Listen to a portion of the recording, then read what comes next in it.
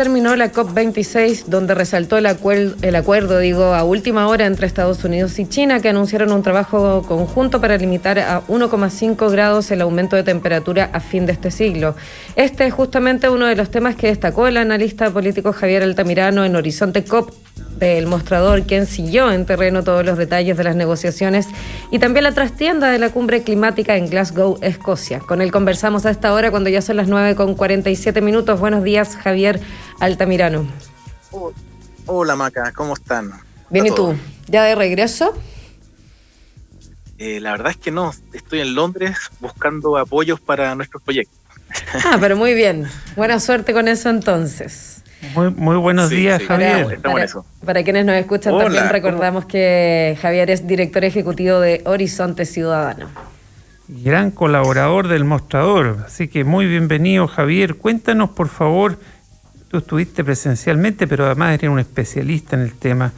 ¿En qué consisten, en lo básico, los acuerdos anunciados por Estados Unidos y China que pueden o no, eso es lo que quiero que nos explique, influir decisivamente en el avance de la protección medioambiental? Mira, qué interesante la pregunta que haces, porque son temas que están muy conectados con el acuerdo general.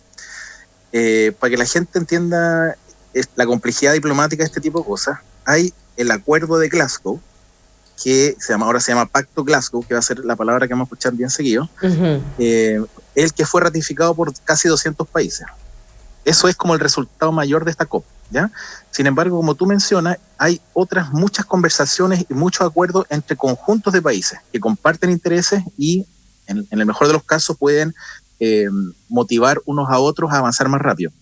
Entonces, pasó algo bien interesante en este contexto, y es que supimos al inicio de la COP, algunos días antes, que no iba a viajar Xi Jinping y que, por lo tanto, solo Estados Unidos iba a estar en la mesa de negociaciones como el gran generador de emisiones carbono, que comparte junto a China, y un poquito más abajo viene Europa. Entonces, evidentemente, muchos dudaron de la relevancia de un encuentro donde faltan uno de los actores centrales.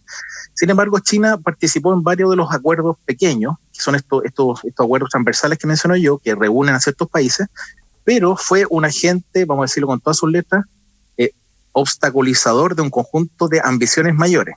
Por ejemplo, junto a India, junto a Arabia Saudita, Australia, Rusia, todos estos países intentaron en la redacción final del gran acuerdo, que es lo que yo menciono que es el pacto, modificaron palabras claves, como por ejemplo, poner fin a las centrales de carbón es una cosa, pero algo muy distinto es hacer esfuerzos para disminuir la presencia. ¿Te fijas? Entonces son modificaciones que diplomáticamente tienen mucha relevancia. Ahora voy a lo que tú mencionas. Sin embargo, y eso es lo positivo, se logró un acuerdo que se traduce en una declaración, por lo tanto es más del orden de cómo se hace una posición pública internacional entre China y Estados Unidos. Entonces, ¿cómo hacemos combinar estas dos miradas? Tenemos un acuerdo que es internacional, que es multilateral, que es como la parte formal, y tenemos estas señales que son de otro orden, que básicamente los dos grandes estados que tienen un peso específico en la lucha contra el cambio climático van a trabajar en conjunto para definir ambiciones mayores.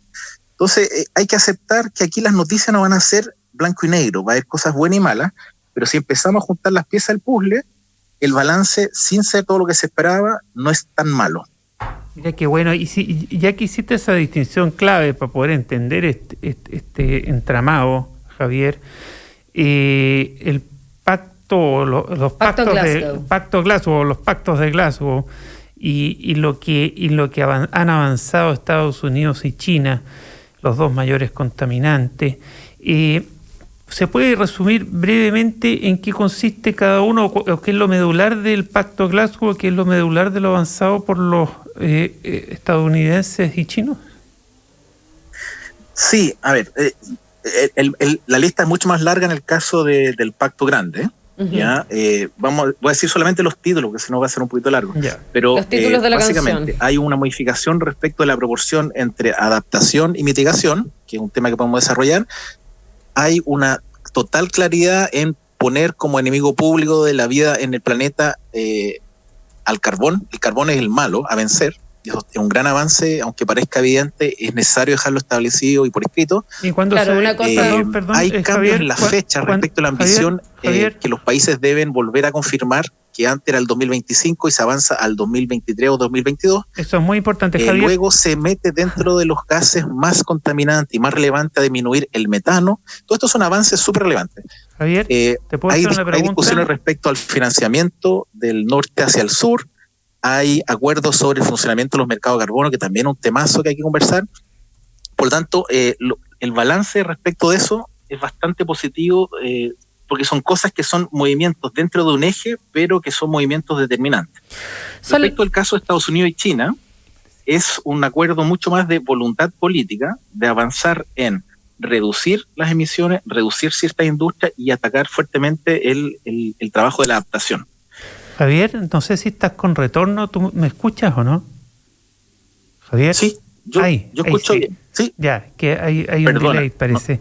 No. Javier, ya, oye, te iba a preguntar hace un rato para poder entender bien cuando se pone no más carbón, ¿sí? Eso está claro, y se adelanta un poco la fecha y eso es muy, muy valioso. Cuando se habla de carbón, también se incorpora a los hidrocarburos, en general los combustibles fósiles.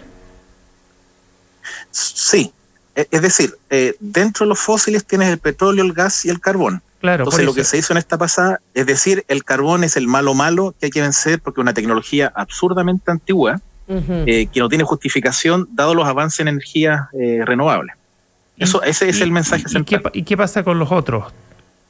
Con el petróleo y el gas. Claro. Sí, o sea, siguen siendo igualmente relevantes. También se menciona, y uno de los avances, todos estos son avances muy diplomáticos, pero ya que se mencionen ciertas palabras son determinantes. Entonces, que se mencione el gas, el petróleo, en el caso puntual de esos dos contaminantes, lo que se hace es más bien hablar de vamos a frenar las inversiones fuera de los países que más invierten. Suena medio raro, pero significa que algunos países que necesitaban hacer andar sus capitales o hacían inversiones derechamente a buscar un retorno financiero, van a dejar de hacerlo. Y eso es determinante, sí y no, porque ahí, una vez más, Estados Unidos, China e India no fueron parte de eso. Pero estuvo Canadá, estuvo Polonia, estuvo Chile. Entonces, insisto, estas son cosas que tienen velocidades distintas y hay que entenderlo en contextos de luchas por mercado. O sea, si nosotros no le metemos un componente económico a esta relación global, nos vamos a perder entre tantos acuerdos cruzados. No, y pero aparte para responder directamente en tu pregunta, se ataca a todos los que generen gases de efecto invernadero. Son las 9:54. Recordamos que estamos hablando con Javier Altamirano, conductor de Horizonte COP del Mostrador TV y director ejecutivo de Horizonte Ciudadano. En honor al tiempo, Javier, quería avanzar. Yo sé que Chile, si uno lo mira a escala macro, evidentemente no es un gran emisor contaminante, pero ¿cómo dirías tú que estamos enfrentando los desafíos ambientales y también a puertas de las elecciones, dónde está ahí el compromiso verde real o qué se podría destacar en la necesidad de avanzar a un compromiso de sustentabilidad futuro, digamos, en un cambio a la matriz productiva sabemos, pero ¿qué destacas ahí como relevante? Sí. Bueno, eso es un temazo y creo que debiera ser la preocupación mayor de la ciudadanía, sabiendo que hay una primera vuelta en unos días más. Mira, ahí algunos elementos de contexto. Chile estaba a cargo de la presidencia de la COP anterior. Por lo tanto, se esperaba de Chile un liderazgo mucho mayor. Yo te diría que estuve con harta gente del equipo negociador, es gente muy preparada, con mucha voluntad de conseguir cambios. Sin embargo, si no hay un mandato político de la cabeza del Estado, esos mandatos tienen límites.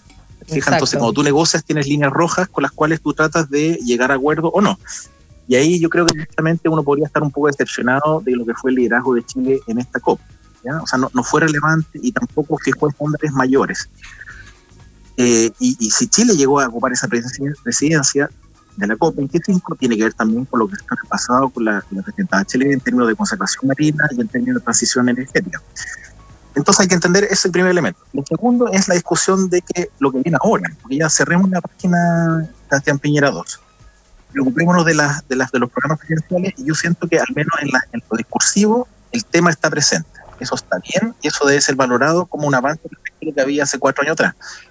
Sin embargo, uno debiera ser más exigente respecto a los compromisos reales para alcanzar las metas que se firman, porque lo que se firma de parte de Chile son metas razonables y está dentro de los buenos alumnos del curso. Claro. Sin embargo, lo que corresponde ahora hacer es que nosotros saquemos el pizarrón a las candidaturas con claridad respecto, bueno, ¿cuál es tu hoja de ruta en los próximos 4 años? O sea, ¿qué ocurre de aquí al 2025? Claro, y cómo que tú lo hace logras, por ejemplo, que nos acerquemos al fin de la central de carbón al 2030. Uh-huh. Es una pregunta muy específica, muy concreta, que tenemos que tener respuesta a nuestras candidaturas presidenciales. Luego está la discusión respecto a la conservación. Chile tiene un tremendo potencial ahí de sumidero de carbono, de biodiversidad, etcétera, etcétera.